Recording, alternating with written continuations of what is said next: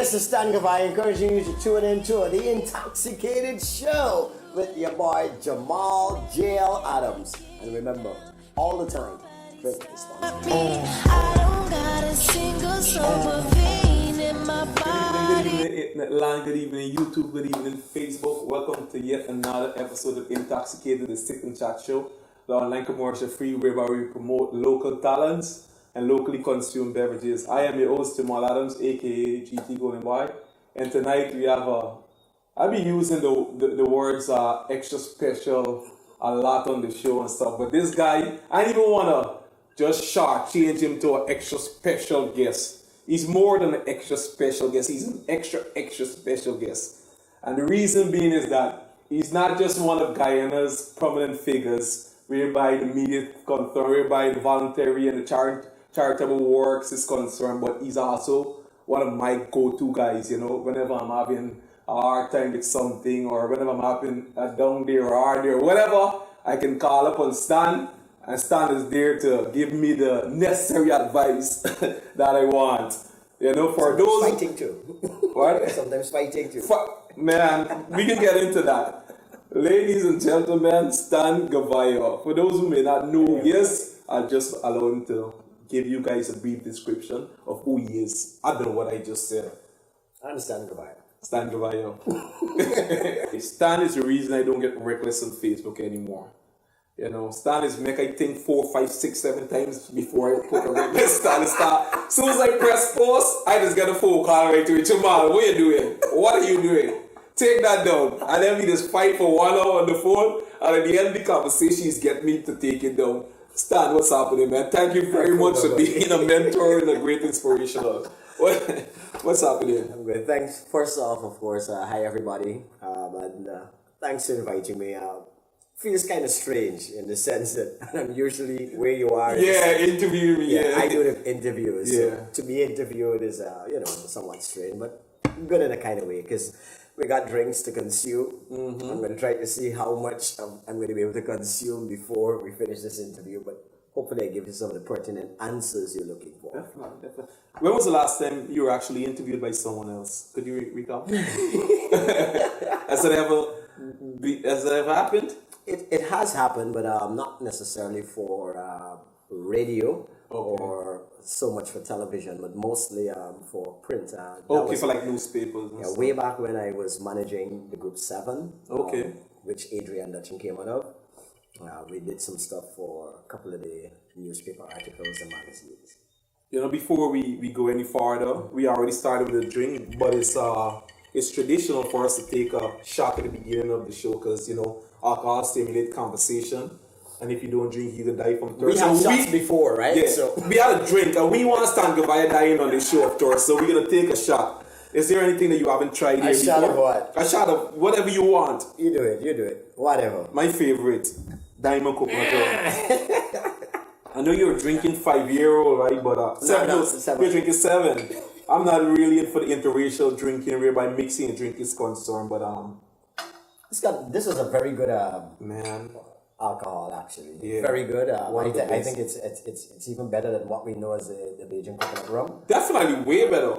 But the thing about it is that they're not marketing it right. I don't know why they're not paying They probably attention. need to hire you. Do some Man, you won't believe how much proposal. I actually changed this entire bottle, image and everything. I don't know what's happening with DDL, man. We gotta put him in the hot seat or something. I'm not put him in the hot seat. Cheers for being an inspirational figure for Guyana. Mm-hmm. So before we He's not a little drink, right? You have to sip after. And you didn't sip. Okay. So, before we get into the goodies, the questions, just like myself, I'm sure many other Guyanese would like to know this. Is Gouveia your real name? But of course. Why would you think otherwise? There's so many black Gouveias, Well, is it a black name? But how many countries would have had slavery and all these different races intermingling? Stan, how much Gouveias other than your family members? Many. Really? Yeah. So that's a real name. That's a real name. Your real name. My real name too. What's your middle name? Lawrence. Stan Lawrence Gouveia. Yes. Stan Lawrence Gouveia. And Lawrence has this princely thing to it, right? Lawrence of Arabia, remember? So I'll call you Lawrence for the night. Where in Guyana did you grow up, Lawrence? I grew up in Wortmanville, Ortonville? at the corners of Haley and Princess Streets, where, of course, the burial ground used to be our play garden and play area. Okay. And that was in the days of, I figure people are going to try to guess my age now, but that was in the days when the burial ground was clean. Okay. We did bush cooking in the burial ground. We Pick coconut. Pick coconuts, yeah. Real sweet water coconuts. Yeah. And the Martin said that. the downstream. Yeah. Oh, man. Plus, one of the things we used to do too is old cars that were left as derelicts along the roadway, we would cut off the top, the roof. And I mean to cut you, but you can talk and you can drink. I get into that. Yeah, you can talk and drink. You don't have to put on the we glass. got, yeah, thanks. We cut off the roof of those and we made boats. And we paddled in right the along the canals. Princess Street Canal. Correct. You know, And I we did actually fishing, feeding for fish and stuff like that. Nobody catching fish right there. No, though. Nobody. Nobody. I actually lived on Ailey Street for a while too. Now, which part? Between Norton and Durban, right by the four-step apartment by Clarence. My aunt was on Carol. She died. God bless her soul. Really? Yeah. We used to live there. Upstairs and downstairs. Downstairs, yeah. People say, Yeah, and you know, by the White House, Auntie Barbara and Uncle Rennie and them, yeah, those are family, man. And it's no secret that area is basically like, as some would categorize as a ghetto area. It's no secret. What are some of the childhood struggles that you would have faced by simply being a product of that area? Well, being the last child of my parents, well, my father died when I was pretty young, and of course my mom, as a single mother, she had 4 of us, but I'm the last, and usually it was considered the afterthought because my first 3 siblings, they were like basically a year apart from each other. And then I came 7 years after, so everybody said, he had to be the afterthought. Yeah. So whilst they were pretty much older than I was, my 2 elder brothers, they went into the interior very early. Okay. My sister was living with another aunt, so it was me and my mom alone. So being like an only child in the ghetto, you never had representation, right? So getting in fights used to be a problem because the general thing used to be banking. Banking, yeah. If you knock one, it's like you knock all, everybody coming for you. And so I had to learn to run, right? Because and that's why you see the burial ground was also a favorite haven for me in the absence of mom when she's not at home. You get in trouble with somebody, you hit somebody, you see the whole team come, you got in. They know it like you. You got places to hide around some of the big mausoleums, the Catholic sections and so on. And they said, those are some of the challenges, but I remember a whole lot. But outside of that, some of the good things is that when it came to schoolwork, adults were always on you about it and making sure that you pick up your book or making sure that you go to school. And that's why one of the stories that I remember very much, many people might not have known, during the year that I was in common entrance class, my mom took ill and she was in a coma for about 9 months. Okay. And like I did say, because I was the only one living with her, it was basically you were left to the care of the state or to the care of John Public. Okay. And neighbors actually took care. And my teacher, after she had noticed, my missing couple of days, she came around to the household to find out what was going on. The teacher did. When she learned something that don't happen right now. Yeah. When she learned what happened, the first thing that she did is to make sure she didn't know what is the financial standing of the neighbors. Like I did say, it was in the ghetto, but she decided, and you know what?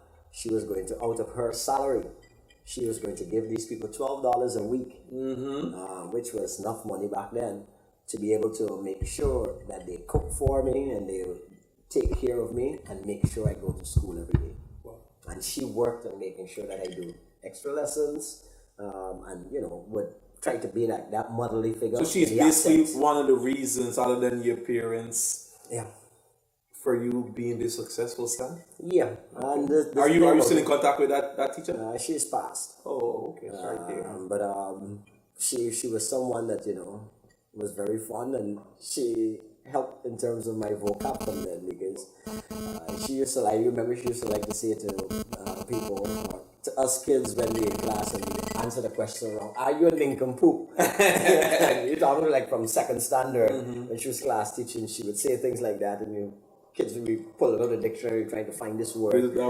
What does it mean? And she used to have us like that. Every day you had to learn 2 words. 2 words that were not regular in your vocab, and use it in sentences that made sense to her. And this is since, I'm telling you, since the third standard that we were doing that. Too bad we don't have teachers like that in our school system, man. It's crazy. You just actually mentioned that education was basically a priority in your home while you was growing up. What are some of the other life values and morals that were instilled in you as a child, being, coming out of a single parent home? Up to this day, I still like farming. Farming? And I wish to God when I do can afford to have my own land or home, to build my own home.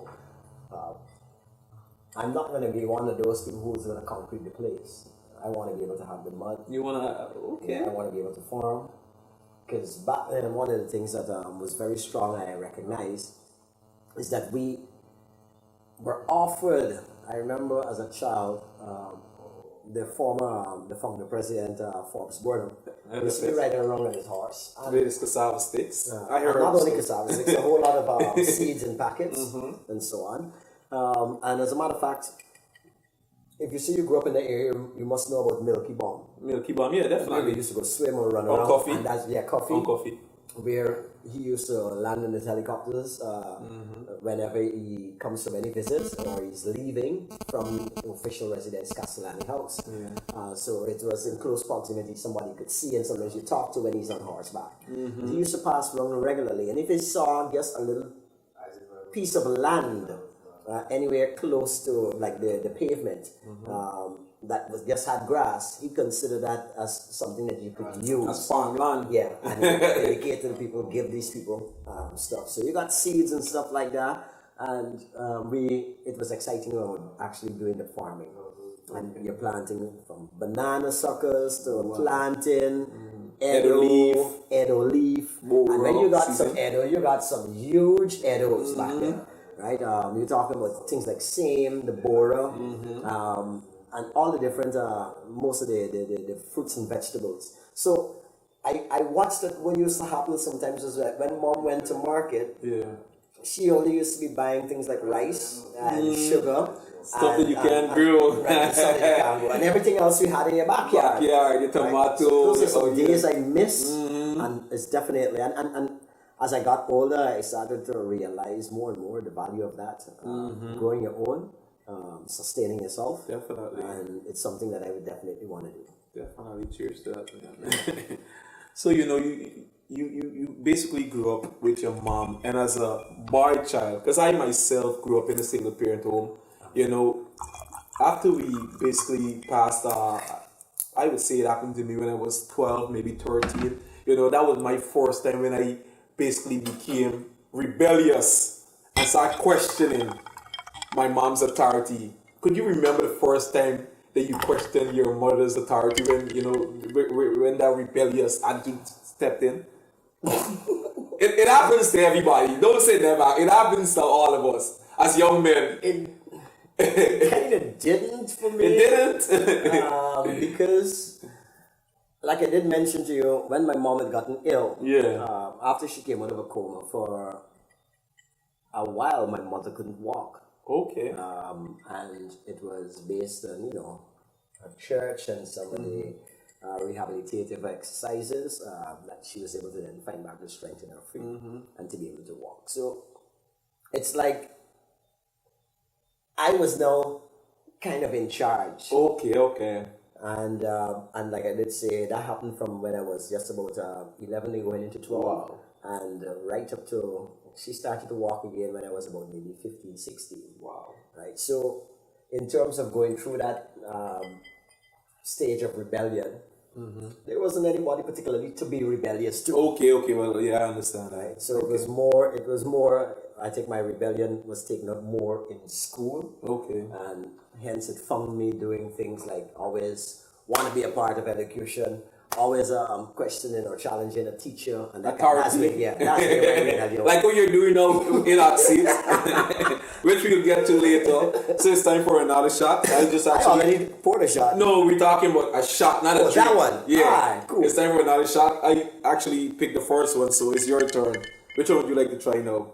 I like the coconut rum, but you want You to cannot you gotta go to take something. back the same chat. All right. Well, you see, I don't have my favorite here, so What's your favorite? he's got a lot of diamond coconut rum. He doesn't want us to go to that. No, but okay. hey, That's diamond. What am I That's a doing with so diamond. much diamond? I'll take a shot of this.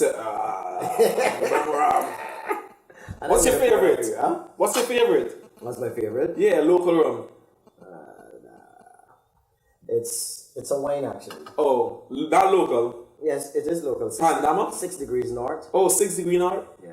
I'm actually gonna Really be nice drinking. wine. I'm actually gonna be drinking some of that tomorrow at OMG. They have the poetry night, so I'm gonna be there. To Be support. careful, it's a creeper. I heard. So, So don't drive. cheers. Cheers to that.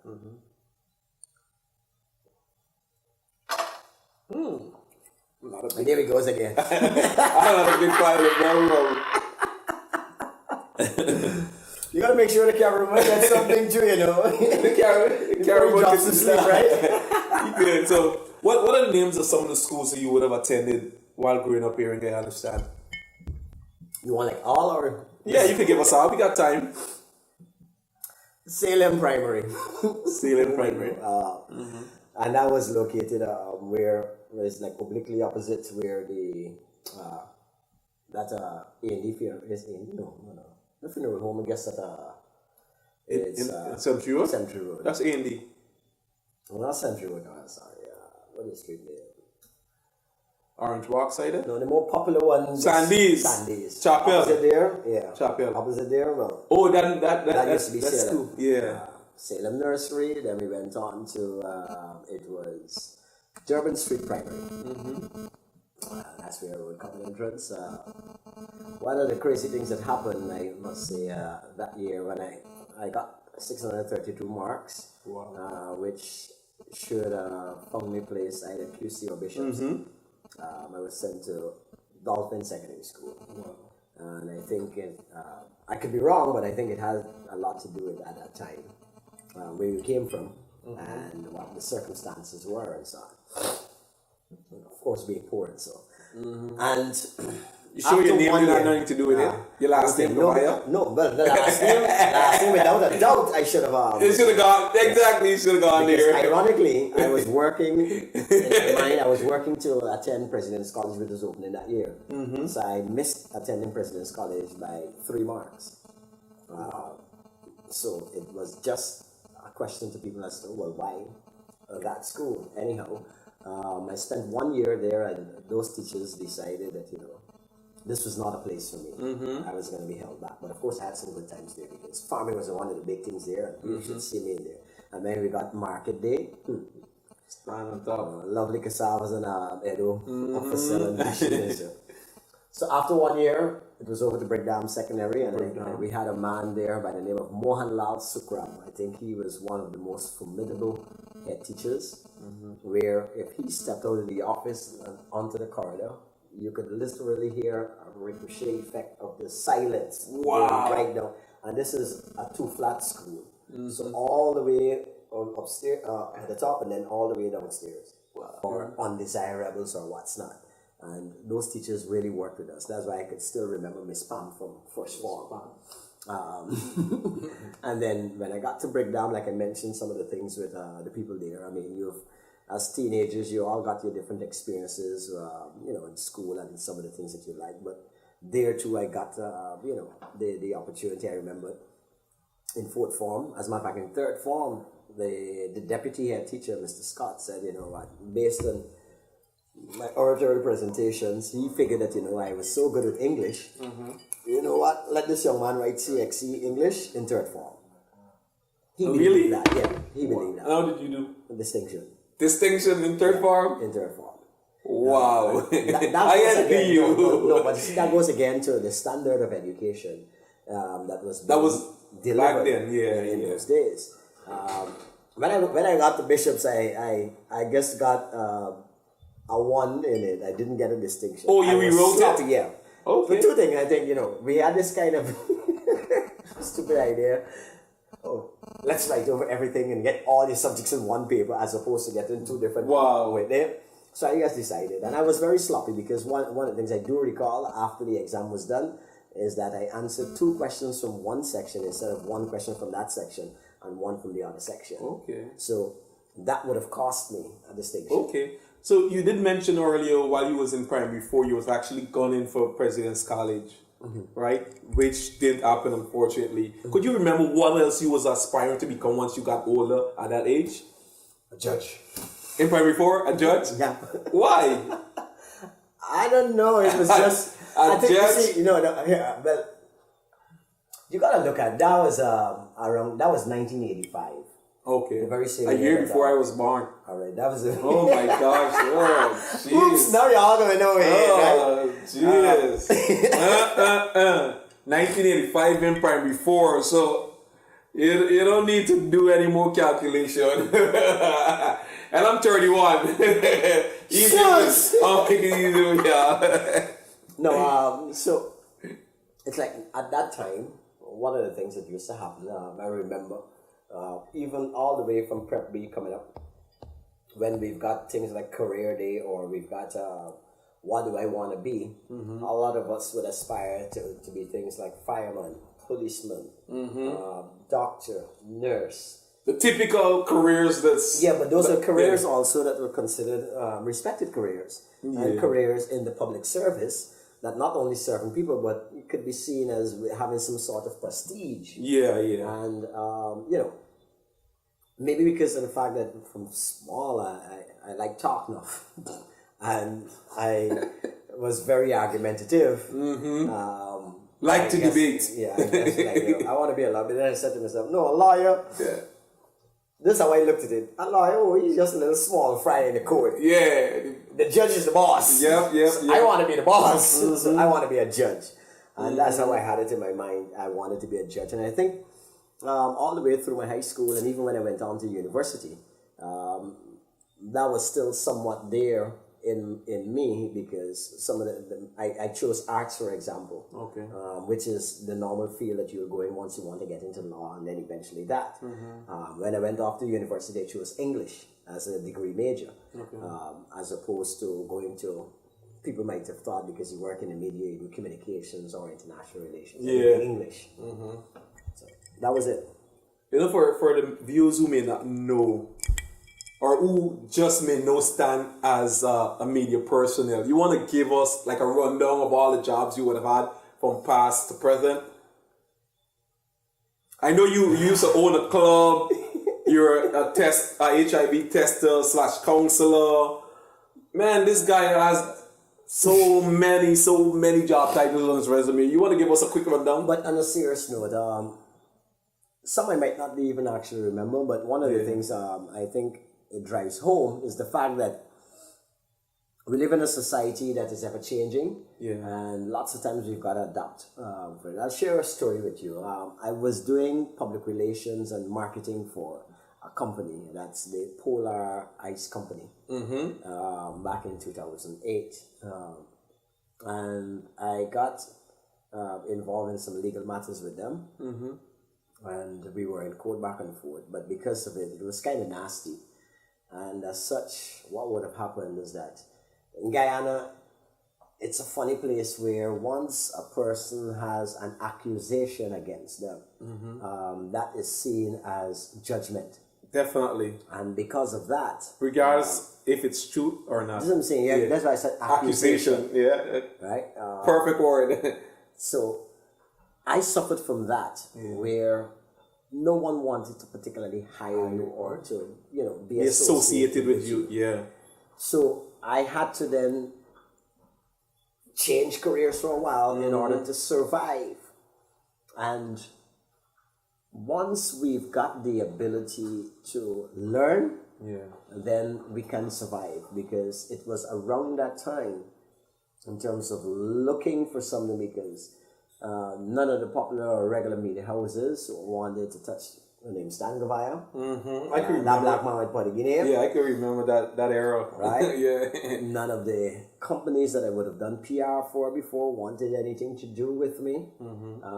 And so you were basically left in the cold. Now you got two options. You either go bad or go bad. Right? Which basically meant, obviously, you get involved in on the world business, or you just, decide you pick up some sort of weapon and you go in the corner and you just rob people. Right? But I recognize that, you know what? Maybe this is my time to learn new skills and get into different fields. And that is how a career in, for example, the counseling testing was birthed. Because just around the time they were doing training for persons, and I was able to get in on that. Okay. So after the training, obviously, I qualified. And the amazing thing with that is that I was volunteering from 2011 all the way until 2015. Is whether it is that they still believe that or what, so they could hire. But other things happened along the way. And life experiences are really great. And that's why I usually say to people, you get out of high school, don't rush off to university. Get some work experience. Get some work experience. Then go off to university, because one of the things is we are actually pushing out people who have the theoretical knowledge as opposed to practical knowledge. Yeah. And it's kind of difficult because when you get out to high school, usually at high school, you sit, the teacher writes or explains, and you copy. At university, a lecturer lectures, and you find the salient points, and you make notes from that. Right? Also, what you do is you have a critical mind. You think, you analyze, and you rebut, or you refute, or shoot down, or what's not, or make stronger.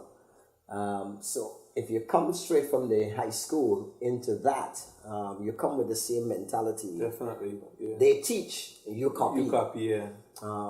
When you get out in the world of work, even if it's just a year that you spend, and you get there, oftentimes, sometimes you might hear a lecturer say to you X, Y, Z, but then you know from your experience at work, it doesn't work so. Like that. Yep. So you can be able to say, no, it doesn't work so. Yeah. The challenges happens. Yeah, because right?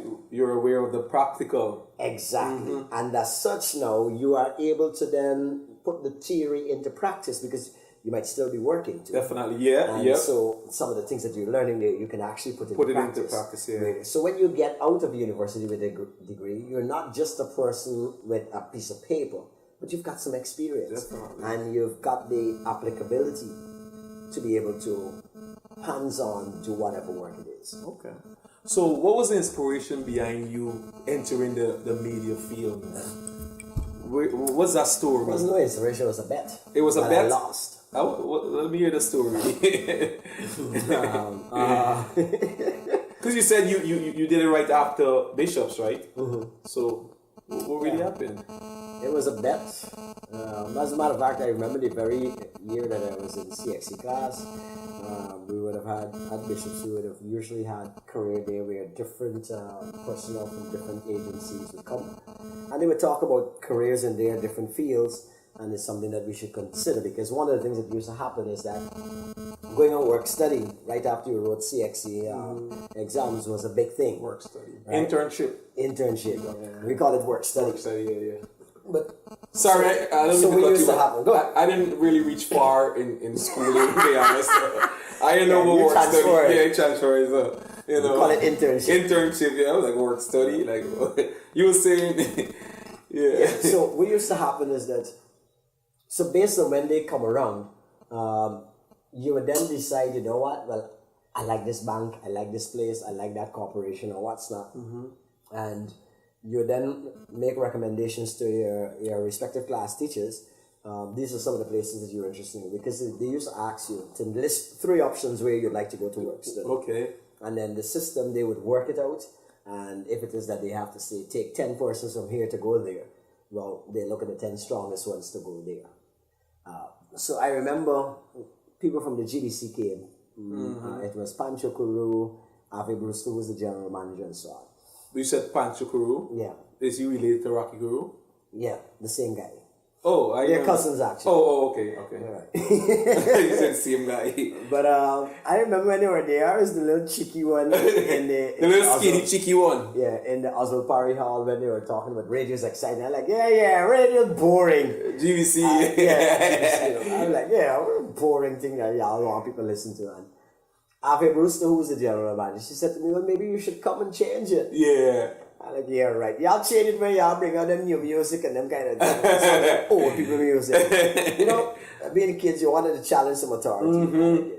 And she smiled and left it like that. And a few months after, just come back from first vacation after writing CXE. Mm-hmm. Home chilling, obviously, I had nothing to do. And my best friend at the time, who was Yogendranath Maharaj, God bless the dead. I think it's a traditional thing you folks like to say about someone who's died. Yeah. He was my really good friend now. And we were home chilling one day and the radio was on. It was Radio Rima. And then there was this ad, there was this, because there was nothing else to do. You didn't have TV back then? You had TV, but it wasn't big. You used to gotta wait until 5 o'clock in the afternoon when Vera and Rex put on the start show, Young Restless and so on. Otherwise, during the day, it's either rent movies to watch or you listen to radio. Yeah. So there was this ad saying, if it isn't anything, you have a good voice, you've got some subjects, whatever, then we need you or what's not. So he said to me, man, why don't you apply? You got it. I'm like, yeah, right. You know, he's like, yo, I bet you a case of beer if you apply anything. Well, as soon as I hear beer, I was like, all right. So I was like, I bet you 2 cases of beer if I apply, me and get it. Right? And he's like, bet God. So I wrote the application. So the thing about it, I thought, I was being played because he and I were so close as that if I'm not over at his house, he's over by my house or what's that.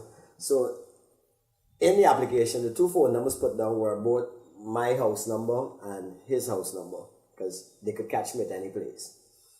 Obviously, we have cell phones back then. And I think he received a call when they first called about the application to say, I need to come for an audition. Okay. So I figured he was playing me and he kept saying, no, these people called, go check it.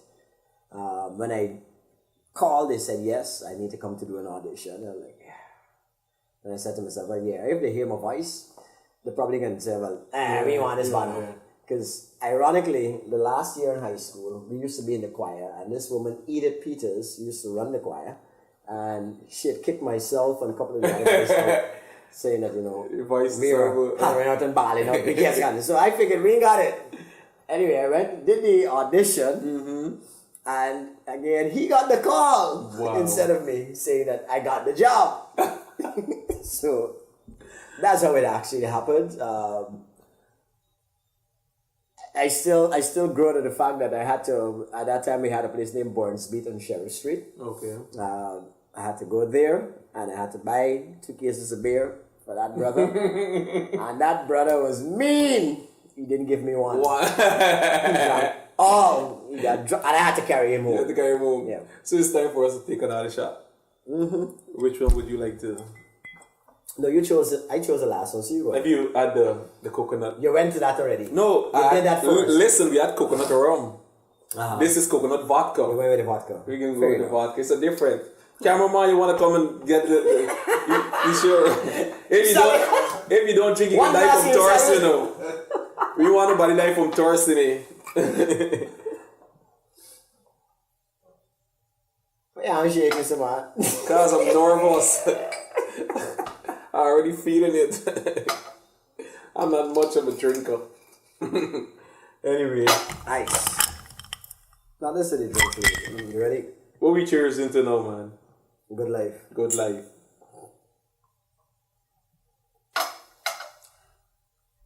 This is a little bit smoother than the coconut rum, you don't think so?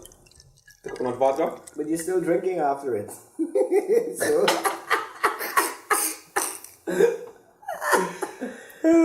Which is by the way. You currently have the most listened to radio program in the country.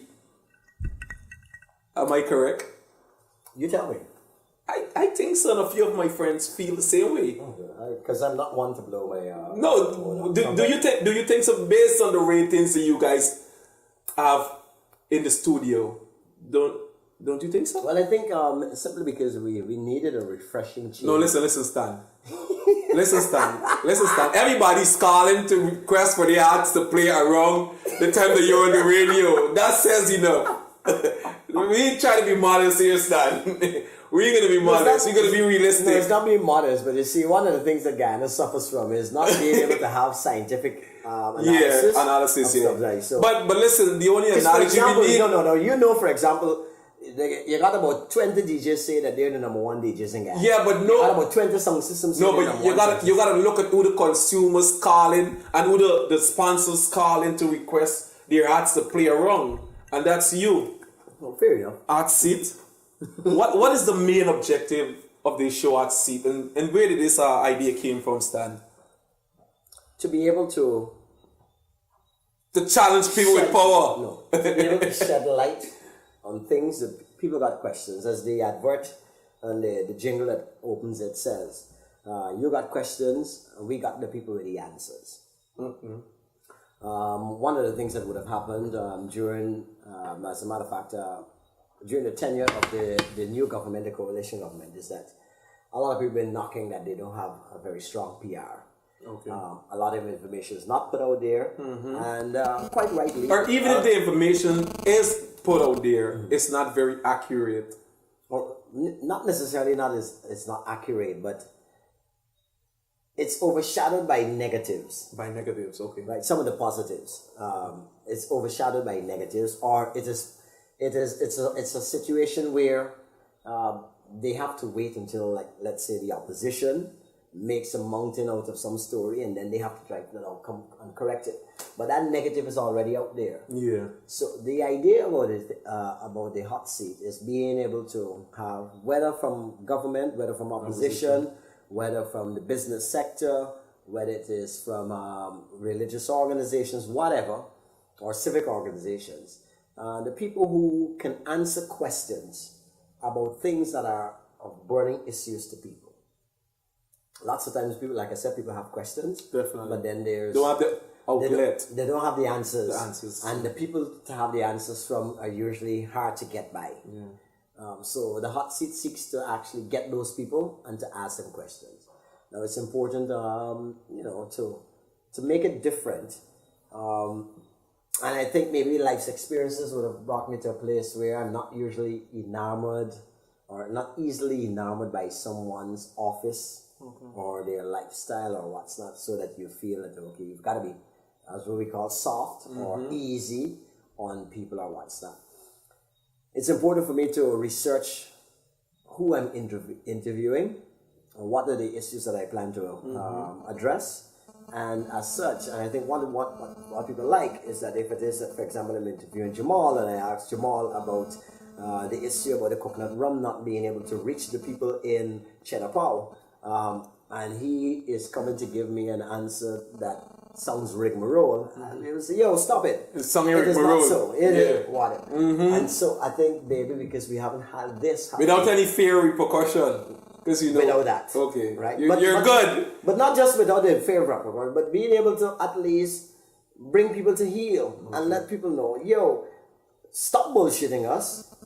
Give us the truth. Because, like I said, people need answers. Definitely. And the benefit, and what makes it a little bit more unique is that by we go live on Facebook also, persons get a chance as they listen to someone being interviewed to ask questions. Right, now I would run that too, and if it is that I see certain questions that are considered pertinent, you throw it to the person. So people feel inclusive too.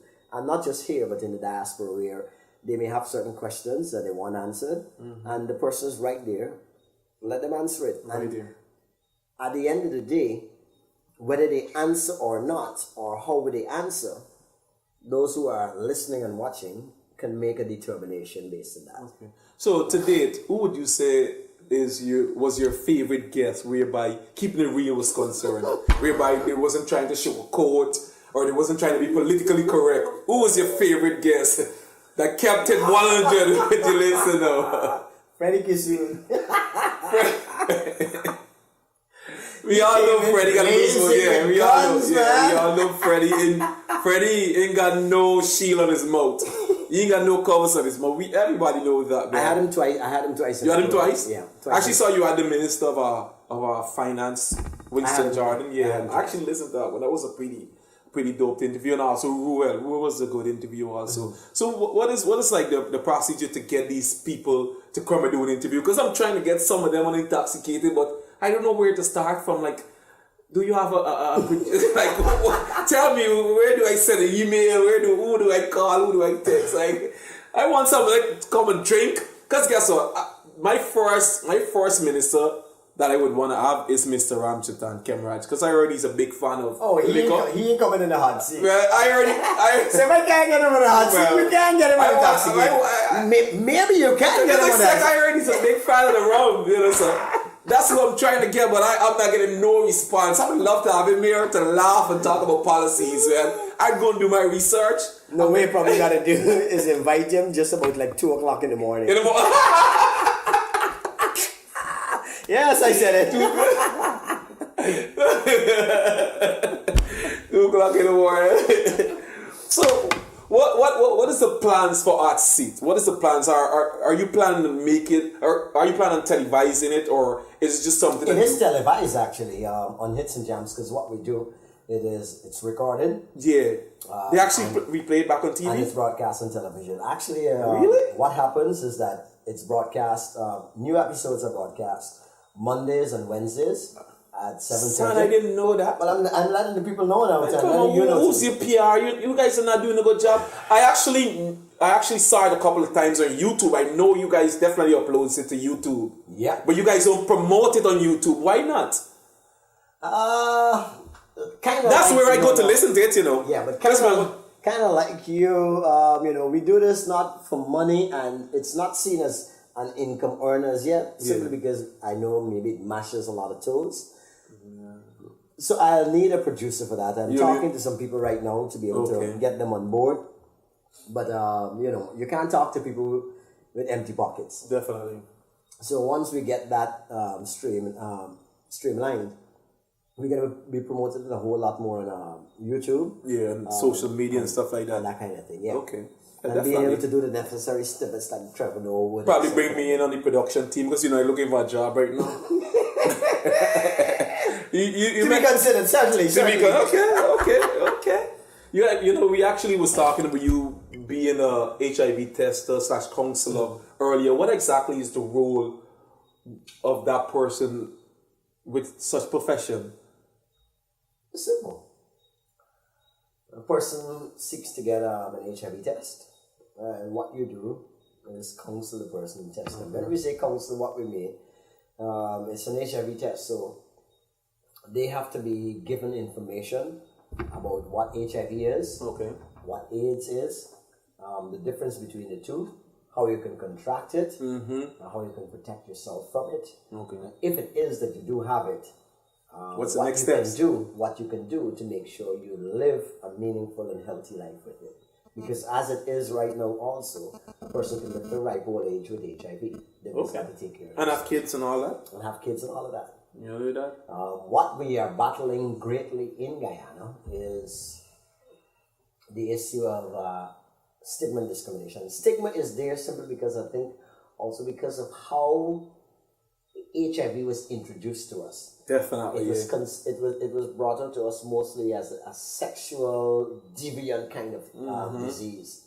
So, for example, the wife at home who has been faithful all along, that wakes up one day and tests and is HIV positive, and the neighbors or the family members discover that she's positive, they whisper, she must have had a man. Because it came over to us as if you had to be sexually deviant. Right? Or the guy that is not known to necessarily have a wife or a girlfriend, people haven't seen him, and he tests and he's positive, oh, he was sleeping with some gay. Right? So you gotta be specific. He was sleeping with auntie man, Guyanese terms. You know? Wabi and Shabi. No, but not to trivialize it, but so it is those things that come over. As a matter of fact, two of the myths that are there. One is that about 70% of the HIV infection rate is heterosexual, and it is not gay. Yes. Secondly, it is that more faithful people are the ones who end up with HIV, and not necessarily the people who wilders. are, as we call them, wilders. So I need to be a whiler. No, not necessarily. Well, Oh. if you're a wilder, you definitely need to use I'm protection. faithful. You need to use protection. But you see, that is some of the negatives that are out there, and those are some of the things that cause persons who end up being HIV positive to shy away from treatment, which could make sure that they remain healthy for a very long time. And once they don't access the treatment, obviously, it leads to them getting sick and eventually becoming a statistic. Okay. But we've got, one of the good things is that we've got, I must say, in the program, I've worked in the PMTCT program, which is the Prevention of the Mother to Child program, Okay. where obviously once a mother, usually we advise once a woman gets pregnant, once she knows she's pregnant, the first thing she should do is go and get enrolled in a clinic. The first test given in a clinic when she enrolls is an HIV test. If she's positive, we've got treatment that is actually going to protect the baby in the womb from becoming infected. Right? And one of the things that we've learned is that even though the breast milk can infect a child, there are many mothers who are paying attention to the care of their child, along with the fact that the treatment that they're using is working. So we have more and more mothers who are HIV positive who are making children that are negative. Wow. So that is one of the good things, but it comes again with education. Yeah.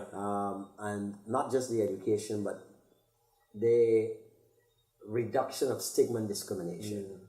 Lots of times people tell themselves, and we've still got this battle, I must say, with like the armed forces. I talk about it a whole lot, and I even challenge them at some of the feedback meetings that we've got, because the armed forces, which would include police, the army, as well as the fire service, they've got this, don't mind me, stupid policy that says if someone is applying to go into the army or one of those services, and they send them to do a medical and they test positive, then they will not accept them in the because according to one senior army official, then the rigorous training that the person goes through, they cannot go through. Wow.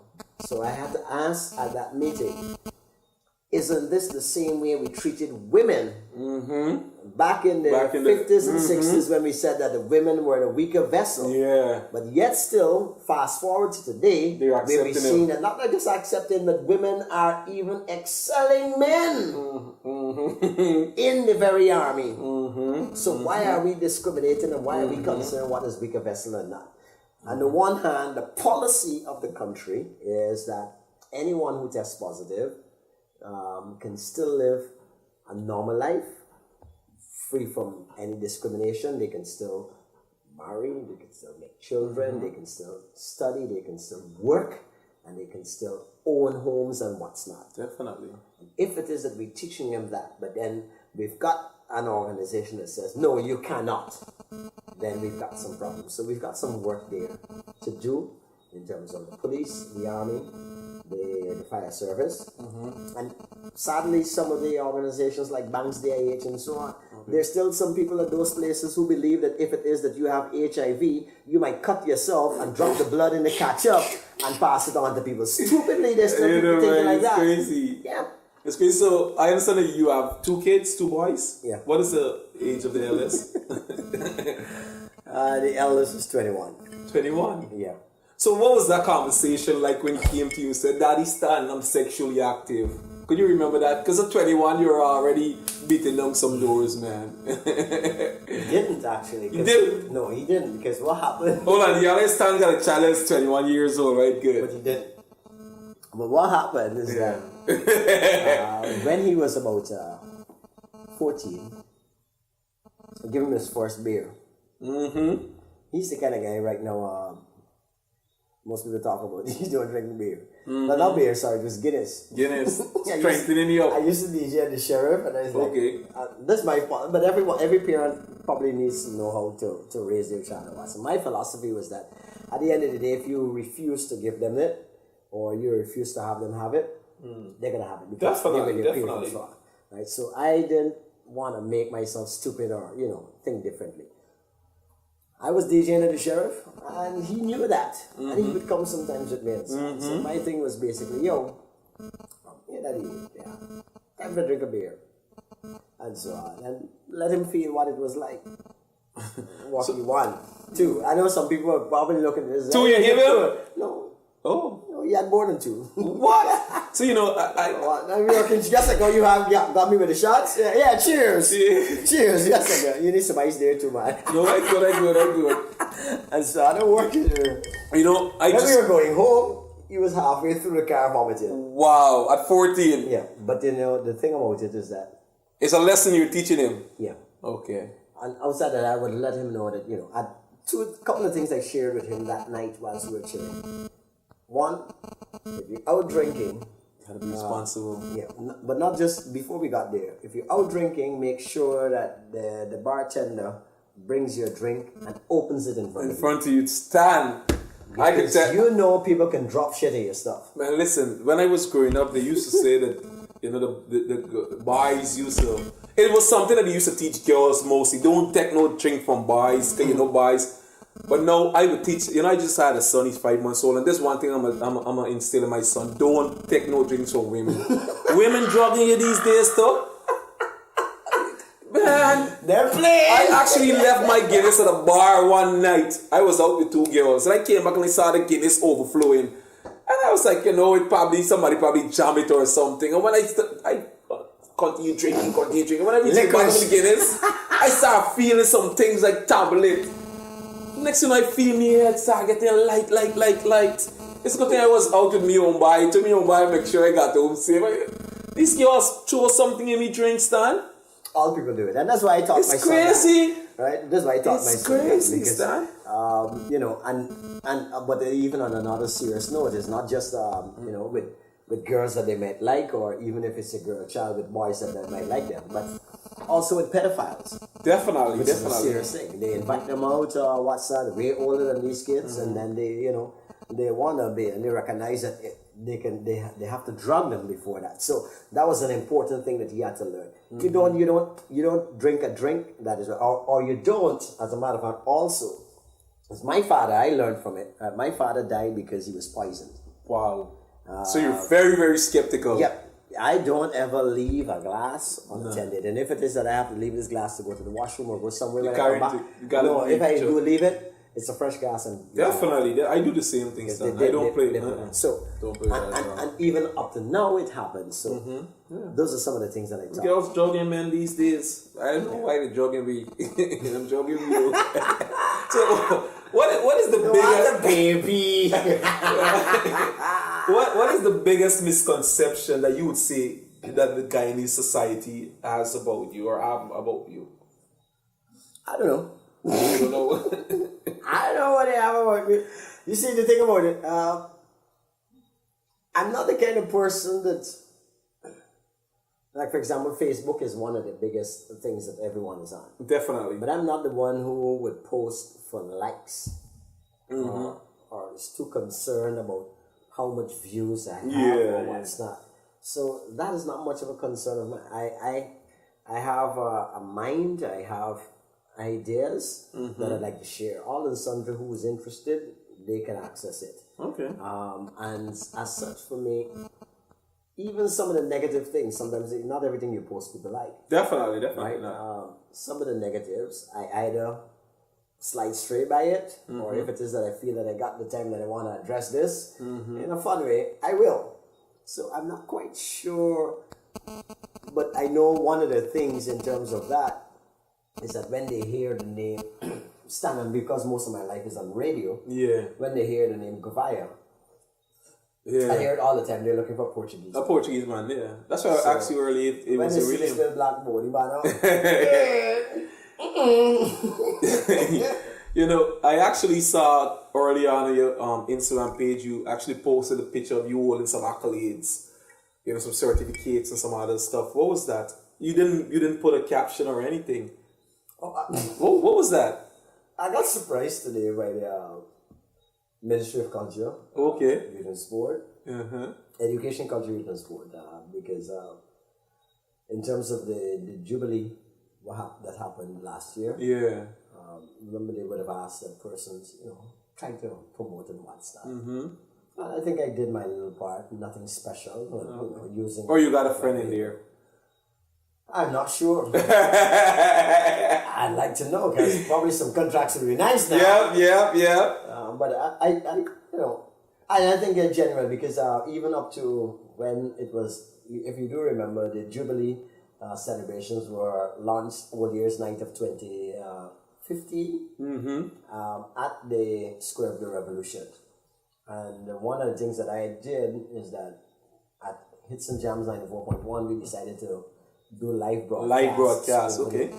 And so on. So I made sure, as much as the live broadcast, and our radio is more entertainment than party, I made sure that we got there to do what was happening there, because it was part of our patrimony, our culture, who we are.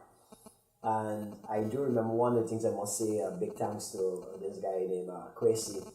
Kwesi is. No, not Kwesi. Not Kwesi. Oh, Kwesi from Gina? No. The Shard Boy? Not that one. Oh. This is the one that does radio midnight to 4 some nights at 94.1. He's a single man. Very much married with kids. But what happened, we were broadcasting live from there, and just at the time when the president's speech came on, there was some hiccup with the power of the sound system, so it went off. But because we were broadcasting live, I had left the president had recorded his message before and sent it to all stations. So I had left that with the guy in the studio, Kwesi. And when he recognized that there was a problem and I called him, he right away just put that CD in and played it. So we had the president's message, even though there was blackout on most of the other stations. And I think they recognized that, right? The importance of that and so on. And then when we had all the Jubilee celebrations and activities, we made sure that we give it the necessary mileage so that people could know. It was important for particularly people in the diaspora who were coming home to know what were the activities that were happening, where, how they could get there. And that's one of the things that we were doing. So I think they said thanks with this certificate. You get a small piece behind the door. No, it's gold encrusted actually. So you can palm it. I think I want to do, like I was saying to a friend of mine today, you know, most athletes, they decide to trade in their medals because if it is that they go back to their countries, they have to pay so much taxes on it, right? Minister Nicolette, don't kill me, but I'm thinking, right? All right. So, if the necessary people in the government were to call Stan tomorrow and be like, Stan, we want to put you as a minister, what ministry would you choose to run and why? what would you decide? As a minister? As a minister. Not even as a director. you want to become a minister, Stan? I think you would do good at... I think you would do good at culture, youth and sports. The person who's at culture and sports could do a damn good job. She does a good job, you know. I've actually met her a couple of times. She does that. You see, and but she don't read her speeches before it is presented to her. She don't read her speeches. Somebody told you that? No, I saw because she was mentioned Diwali when it was Pagwa, so it's obvious that she didn't read her speech before it was but we don't know much of we don't know much of the dynamics that actually happens. Lots of times with these things, like it's a fact because if you had read that speech before, you would have saw that. Yeah, if you're given a speech before too, you would yeah. So it's a fact. So I'm saying we don't know much of the dynamics because sometimes, lots of times, as a minister, and that's one of the reasons why I was shy away from that, because lots of times as a minister, with so many things that you're doing, happening. You what don't have happens time. is that you're given sometimes a speech by trusted allies and people as you are going up to the podium. Yeah. Right? Well, it was could unfortunate. be it could be a case like it, and I do know of that incident where it's a case like that. But So which ministry you think you would do a good job at, Stan? You gotta pick one. I gotta pick one. Yeah, you have to pick one. Well, since I like talking, then I know ministry of talk. You could be a PR for one day. Public information. There's no such ministry, but I think one of the things that I would probably see myself working in, despite having some experience in a couple of the fields, would be directly at Ministry of the Presidency. Yep. Not simply because I want to be a great job or anything like that, but I think I kind of, one of the things I do, I followed greatly the politics of the U.S. as well as the politics of Guyana, and I watched that during the tenure of Barack Obama. His chief spokesman, how he grew from where he was when they just started until Barack Obama's final days in the White House, and understanding the integral and important aspect of being able to present to the public pertinent information. And I think over the years I've been able to grow with that and refine it in a way that is palatable to general public. And as such, because I do recognize that at the Ministry of the Presidency, for example, the Minister of State is responsible for dissemination of information to the public. So I'm thinking that would be my forte, if it is that I'm supposed to be in government. So before we go, what's next for the Stan Gouveia brand? I know you're dominating the radio right now. What is next for the Stan Gouveia brand? What is that? Because the Stan Gouveia is a brand. What is that? It was can't tie me down, can't hold me down. But basically continue reaching for the stars. Continuing being a voice to the people. Definitely. And asking those questions that we want to hear the answers of. And if it is that I invite you to my program and you are dodging or what's not, John Public will know. Because I will turn on the microphone and say, well, I invited X person or Y person, and they haven't answered or they haven't come yet. That's how we get you. Or that's how people will know, well, you're dodging. So, for the people who may not know where they can find you want to let them know where they can find you on social media and stuff like that for the viewers. Stan Gouveia.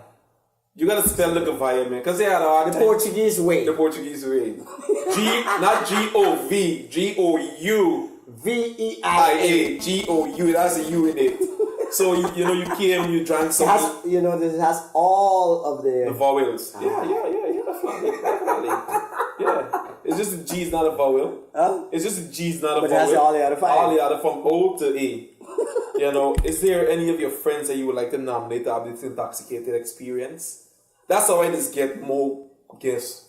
I just see people nominate them friends and I just... Don't bring Chelsea Wyatt, because if she comes... That look? Yeah.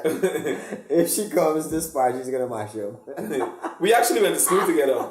Chelsea? Went to tutorial together, yes. Well, that's a way of saying bring her, right? Who else? No. Curry Ballers. Correct. Yeah. It would be nice to have him. It would be nice for Intoxicated to be on Channel 72. But as a matter of fact, maybe we could arrange it. We definitely could. I could talk to some people. Yeah. Have some people talk to some people. Talk to other people. No, there's no. I'm the driving force behind this. Me. There's no people behind me. See, well, let's have this on our. We could, yeah. Proper production and stuff. Trust me. We can. But Jeremy is the man behind the camera. He's good at that. We can make something happen. Yeah. Who else? Corey Ballers, Chelsea Wyatt. You've got a number of people. One of the persons I think you definitely need to have a sit down with. I'm not sure how much you could consume, how much you would get from her, but Raquel Thomas Caesar. Who's that? What does she do? She is the director at Irokrama.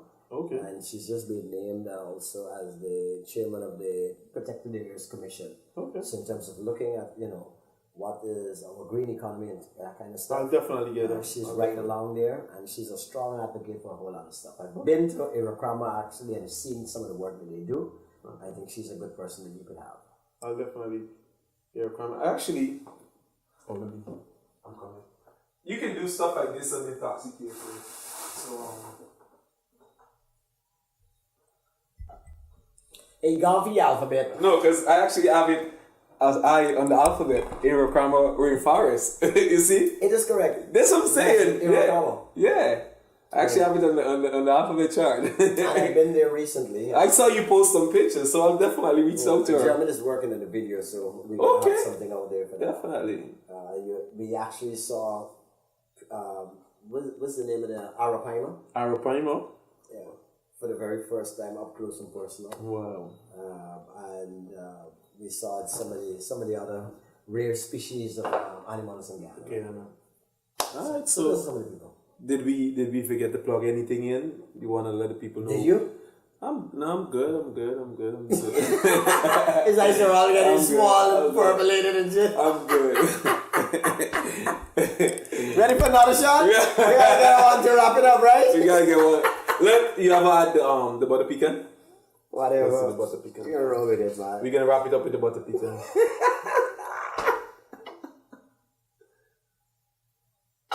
This is another one of my favorite. Thought you said you didn't like anything. Anyway, alright. We drinking, Stan. We drinking. Cheers to an amazing interview. That's it. You must know for hold your liquor. Anyways, And don't forget, drink responsibly or have a designated. Right? definitely. Thanks for being in tune to yet another episode of Intoxicated, the SipNChat Show. I am your host, Jamal Gouveia. My guest / co-host, Stan Gouveia. Thanks for coming, bro. Yeah, bye-bye. Until next time. Ciao. Man, look at the kid.